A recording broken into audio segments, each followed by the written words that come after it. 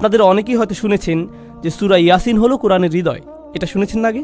আর হয়তো আপনাদের অনেকেই এজন্য এখানে এসেছেন, আপনারা পাকিস্তানি, সারা জীবন এটাই শুনেছেন। কিন্তু এটা আসলে কোনো বিশুদ্ধ হাদিস নয়।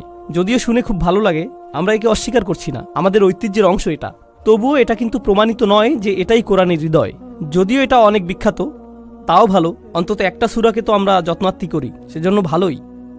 উপমহাদেশের জন্য কাজেই এসেছে এটা। তো যাই হোক, এই অক্ষরগুলোর ব্যাপারে কথা হলো যে এই হরফগুলো কিন্তু স্বয়ং নবীজি সাল্লাল্লাহু আলাইহি সাল্লামের কাছে অপরিচিত ছিল। খুবই গুরুত্বপূর্ণ।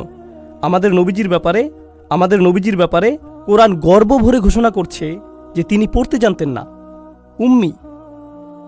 তিনি সদ্য জন্ম হওয়া কোনো বাচ্চার মতো নিরক্ষর ছিলেন, সেখান থেকে উম্মি শব্দটি এসেছে, ঠিক আছে?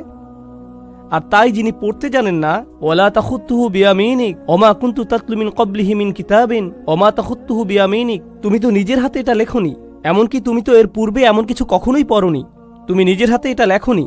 এখন যে মানুষ পড়তে লিখতে জানে না, যে অক্ষর সম্পর্কে কিছুই জানে না, আপনি যদি শুধুই একটা ভাষায় কথা বলতে জানেন আর কেউ এসে বলল ডাব্লিউ এর মানে কি, এর মানে কিছুই হবে না আপনার কাছে।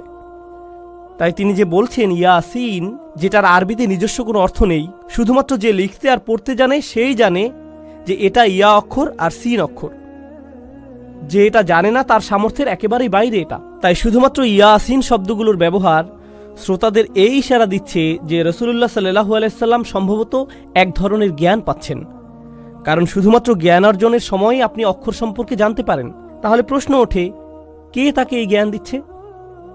কারণ যদি বলেন যে তাকে কেউ শেখাচ্ছে, তিনি এই অক্ষরগুলো শিখছেন, তখন প্রশ্ন আসবেই যে শেখাচ্ছেটা কে তাহলে? তাই প্রত্যেকবার এই অক্ষরগুলো আসলেই প্রশ্ন ওঠে, কে তাকে এসব শেখালো, কে শেখালো এটা? আর প্রত্যেকবারই আল্লাহ কি করেন? অন্তত একটা ব্যতিক্রম বাদে তিনি কি করেন? কে শেখালো তার উত্তর দিয়ে দেন। এই বইটি ওহী শিখিয়েছে, আল্লাহ থেকে এসেছে এটা। তো এগুলো ছিল ইয়াসিন শব্দ নিয়ে কিছু কথা।